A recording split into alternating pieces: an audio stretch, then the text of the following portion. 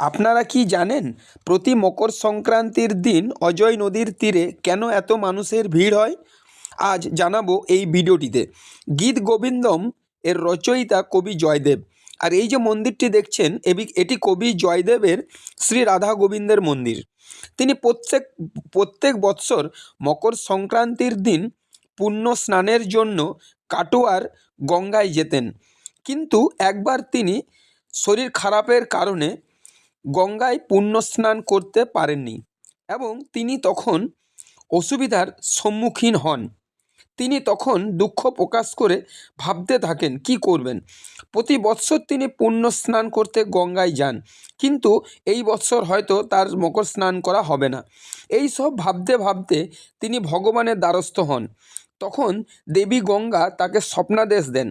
দেবী গঙ্গা স্বপ্নে বলেন মকর সংক্রান্তির দিন তিনি অজয়ের কদমকুণ্ড ঘাটে উজানে হাজির হবেন।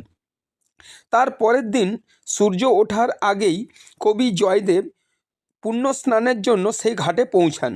তখন তার সাথে সাক্ষাৎ হয় দেবী গঙ্গার।